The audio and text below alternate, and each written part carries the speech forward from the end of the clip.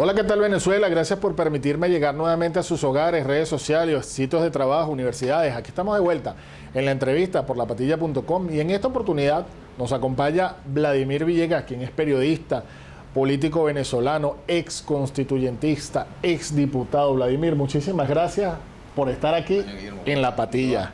¿Todo bien? Gracias por la invitación. Vladimir, ¿qué está pasando? Vamos a hablar primero de la Asamblea Nacional. ¿Qué está pasando en la Asamblea? Tú fuiste diputado.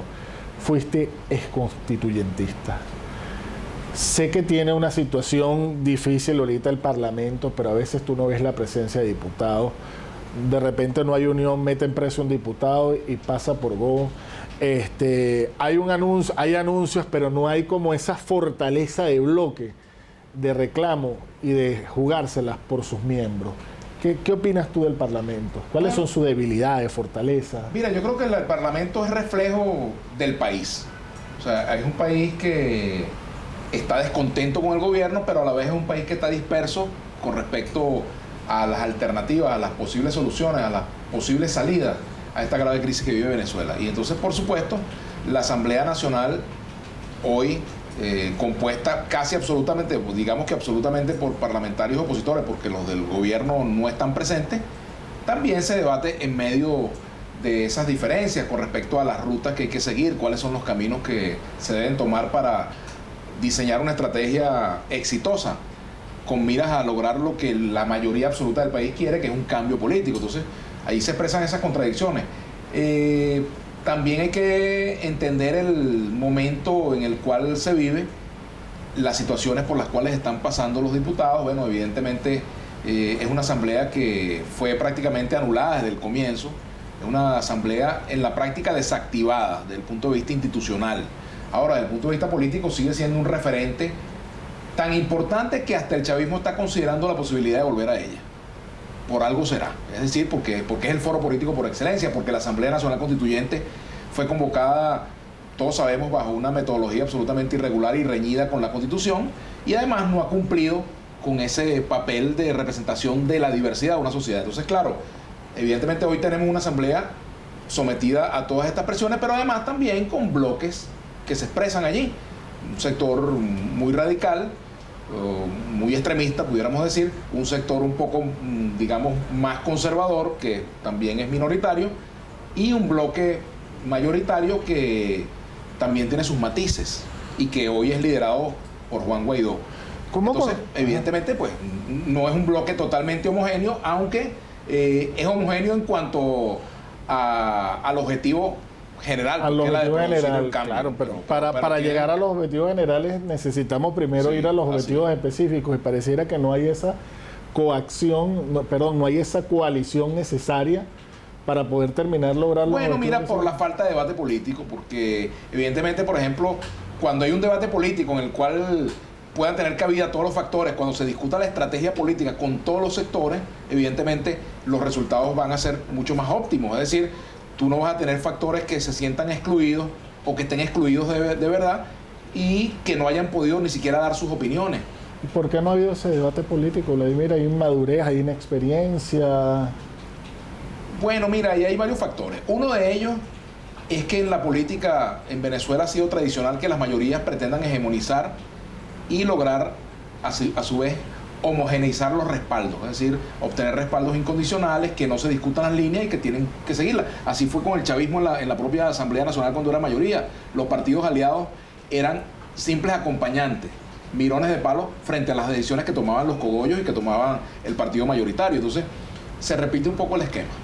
¿Y no crees tú, Vladimir, que es necesario ya romper con ese esquema, de que la sociedad está pidiendo un cambio, no solamente de gobierno a nivel nacional, está pidiendo un cambio también en cuanto a la actitud y a la actividad política de hoy en día? Mira, yo diría que así como yo por ejemplo, respaldo el esfuerzo mediador que se está haciendo en Barbados, promovido por el gobierno de Noruega, estoy completamente de acuerdo, pero creo que la propia oposición necesita su mesa de diálogo para limar sus diferencias y poder, digamos, llevar adelante una estrategia común que sume todos los factores. Eso ha faltado y bueno, eso es una falla que se viene arrastrando desde la propia mesa de la Unidad Democrática. Fíjate, por ejemplo, que esa es una mesa, funcionó durante mucho tiempo, pero al final faltaron las sillas y faltaron además las integrantes decisiones y la lo elección cumpla, unitaria. Sin embargo, bueno, la mesa tuvo un éxito que fue la elección del año 2015, fue uno de los éxitos que logró.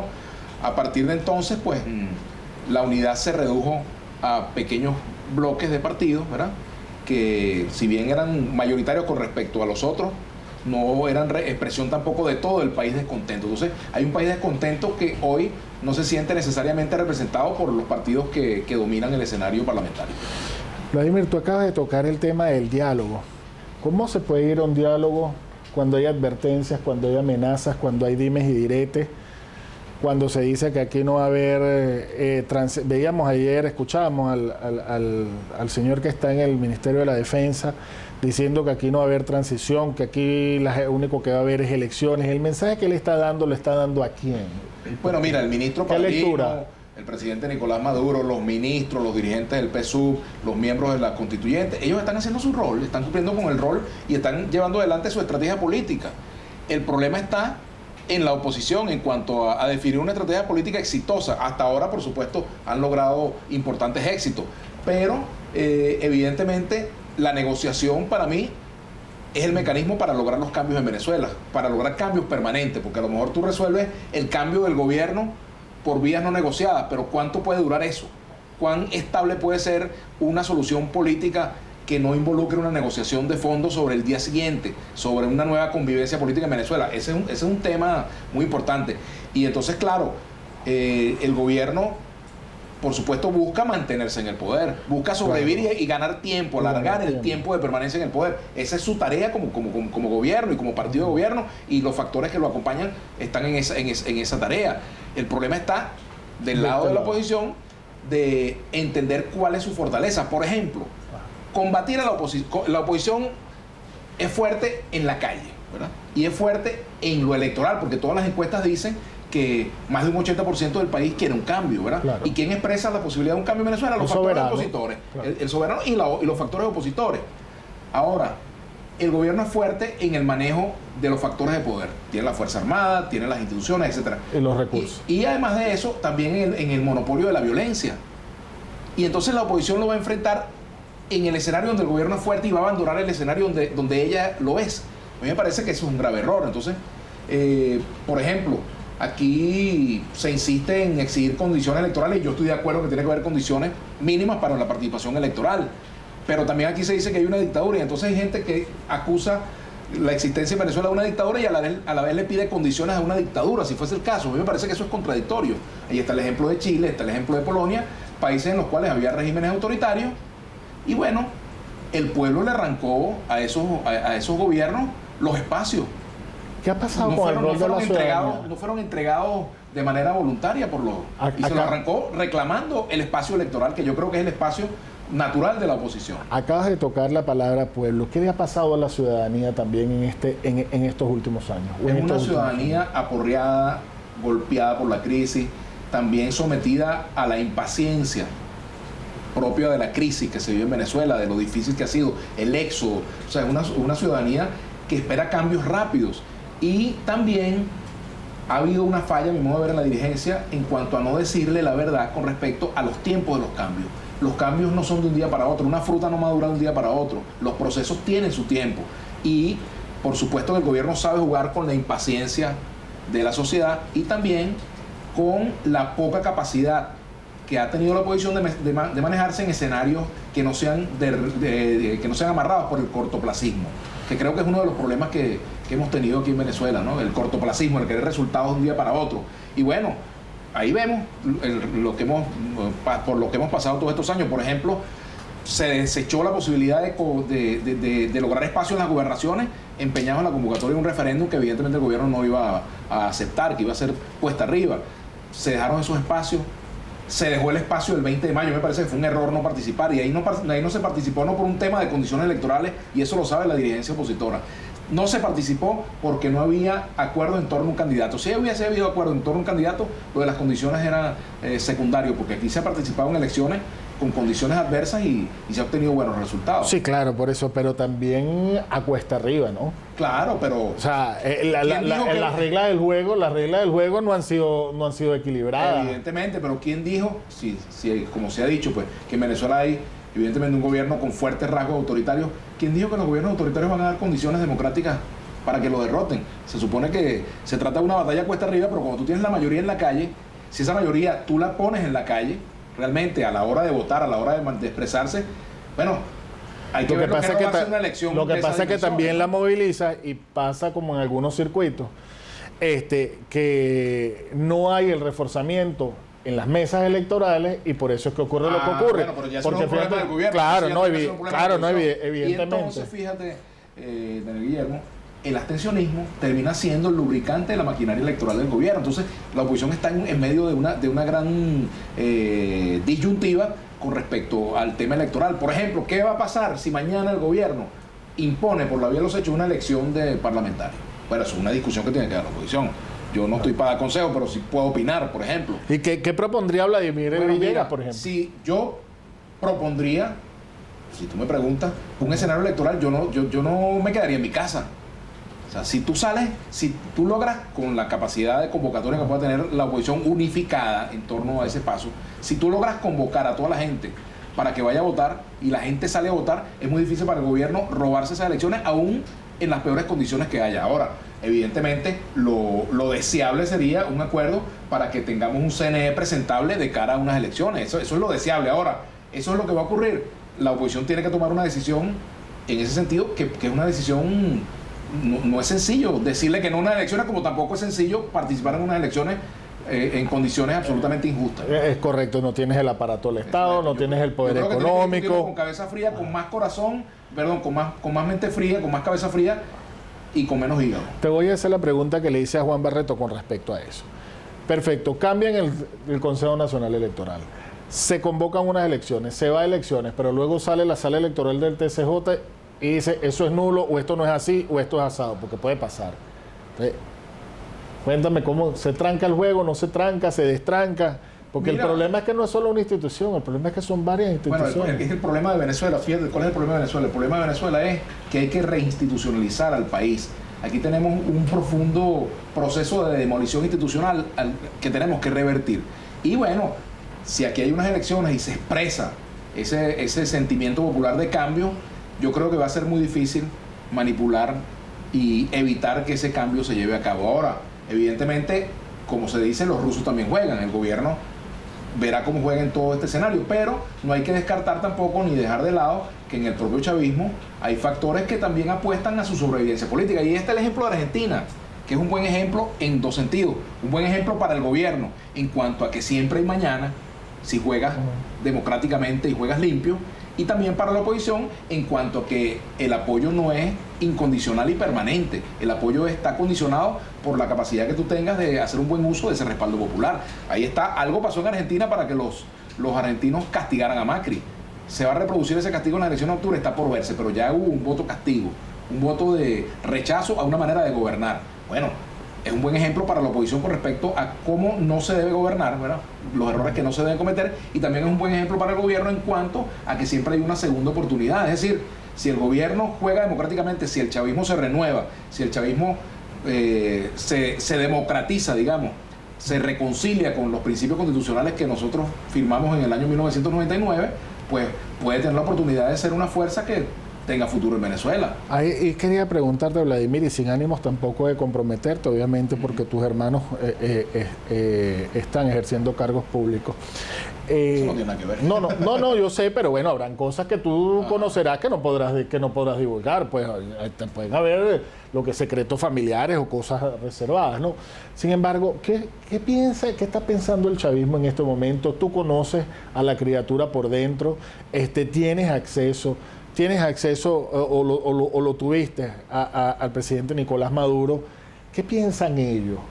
Mira, tengo muchos años que no hablo con el presidente Nicolás Maduro, mucho tiempo que no hablo con él, varios años. Desde la entrevista. Desde la última entrevista, yo tengo mucho tiempo que no converso con él, y me habría gustado conversar con él para darle mis opiniones cara a cara. Sin embargo, lo he hecho, el país me ha escuchado, me ha visto, dando mis opiniones, haciendo mis críticas. Por el chavismo circulan muchos pensamientos, Daniel Guillermo. No hay un solo pensamiento. El chavismo hoy está transversalizado por muchos pensamientos, por muchas inquietudes, por muchas opiniones, no son necesariamente las que salen a la luz pública. Okay. Ahí también hay un proceso de ver cómo quedo yo ahí. Las figuras más jóvenes, las figuras que no están, digamos, comprometidas con ilícitos, las políticas que han sido más repudiadas, con los estilos políticos más repudiados, con hechos de corrupción, etcétera. Esas figuras que no tienen esa mancha, evidentemente también piensan en su futuro político y eso es absolutamente válido. Ahora, en el chavismo también hay algo que los cohesiona, que es el espíritu de conservación. Y allí creo que ha incidido los mensajes que le llegan también del lado opositor. Porque si del lado opositor en el chavismo se reciben mensajes de exterminio, pues ellos se van a cuidar.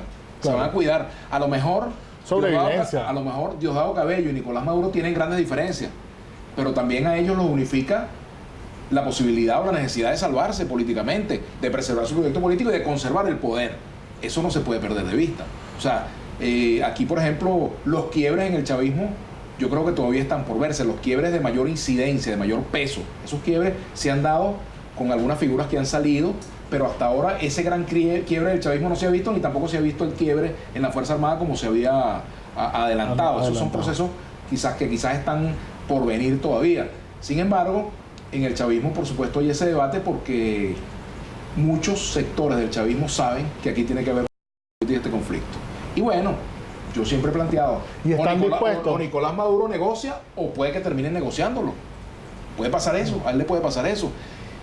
Yo no sé si están totalmente dispuestos, pero yo sé que eso está en la mesa de todos y cada uno de ellos. La necesidad de que aquí se busque una solución política, porque todos sabemos que el país no es gobernable como está. ¿A qué me refiero? El presidente Maduro se sostiene en el poder, está en Miraflores. Los símbolos del poder están hoy en día en manos del chavismo. Todos esos símbolos del poder están en manos del chavismo, a excepción de la Asamblea Nacional que está neutralizada. Pero una cosa es sostenerse en el poder y otra cosa es mostrar gestión, gobernar. El chavismo en estas condiciones, el chavismo gobernante no puede gobernar.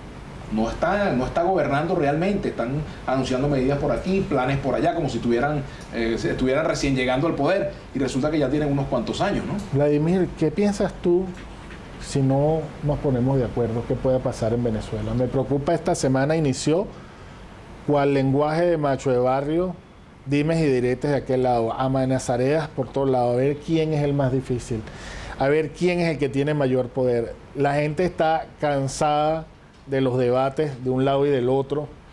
Estamos obstinados de las posturas radicales de un lado y del otro. ¿Qué crees tú que va a pasar o qué puede pasar si no atajamos esto a tiempo? Mira, nada bueno. Nada bueno puede pasar si no atajamos esto a tiempo, como tú muy bien lo has dicho, aunque tenemos tiempo tratando de atajarlo, ¿no? Ha pasado bastante tiempo y hemos visto qué ha pasado por no atajarlo.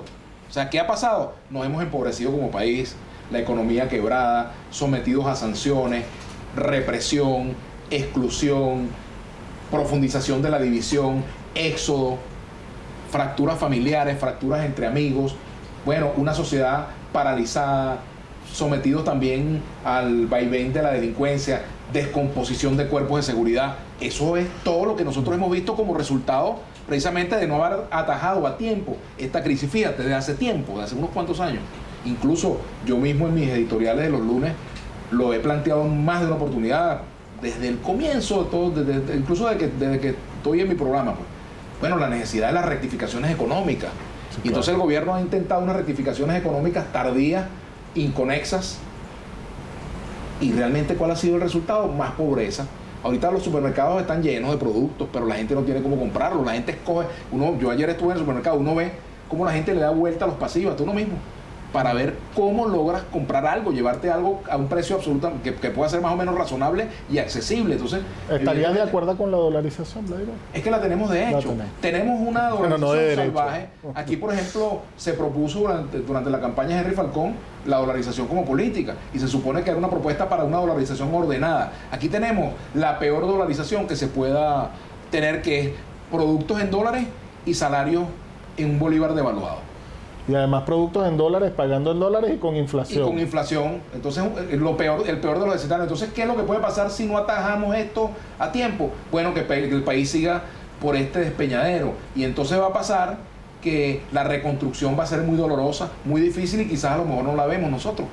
¿Ves? Entonces la pregunta es, bueno, ¿cómo hacemos para atajar esto? ¿Cómo hacemos para que se pongan de lado los intereses particulares y podamos llegar a un gran acuerdo nacional? Y yo sé que a mucha gente esto le da alergia porque considera que cuando uno habla de acuerdo nacional es tirarle un salvavidas al gobierno. No, es tirarle un salvavidas a los venezolanos.